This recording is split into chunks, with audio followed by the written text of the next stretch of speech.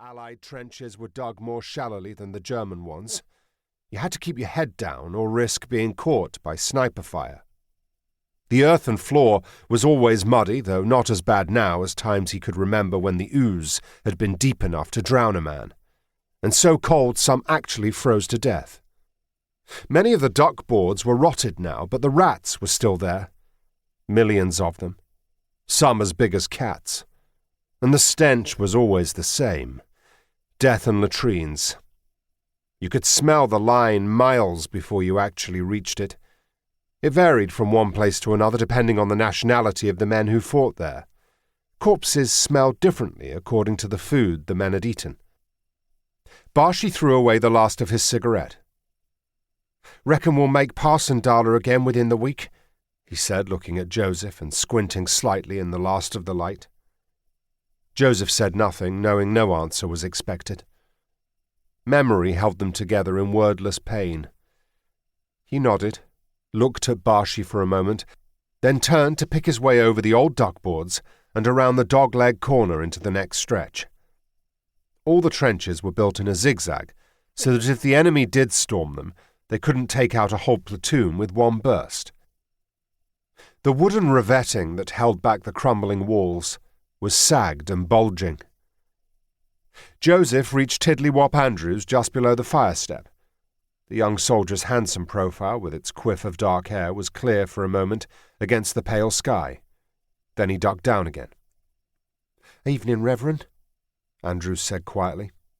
He started to say something else, but the increasing noise drowned it out, as 100 yards to the left, the machine guns started to chatter. It was time for Joseph to go back to the casualty clearing station where he could be of use to the wounded as they were brought in. He passed other men he knew and spoke a word or two to them. Snowy Nunn, his white blonde hair hidden by his helmet, Stan Tidyman grinning and whistling through his teeth, Punch Fuller, instantly recognizable by his nose, and Cully Teversham, standing motionless.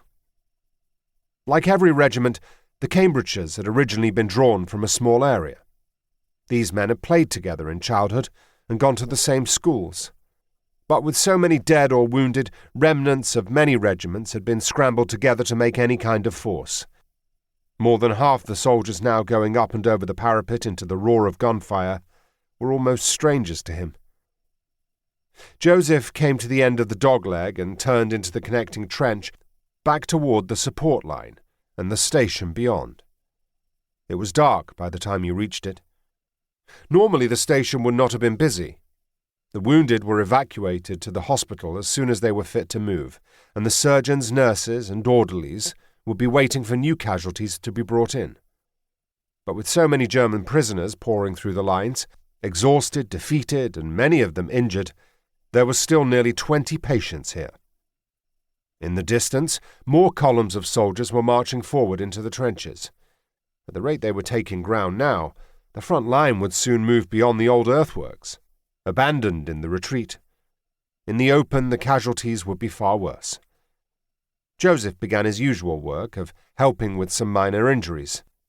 He was busy in the general admissions tent when Whoopi Teversham came to the open flap, his face frightened and smeared with blood in the lantern light.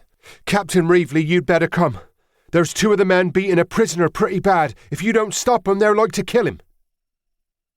Joseph shouted for one of the orderlies to take over from him and followed Whoopi outside, almost treading on the man's heels. It took his eyes a moment to adjust to the dark, then he started running toward the pale outline of the operating tent.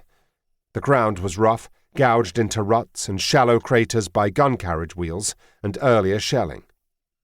They were ahead of him, a group of half a dozen or so crowded together, lightly wounded men on guard duty. Their voices were sharp and high-pitched. He saw them jostle closer, an arm swing in a punch, and someone stagger.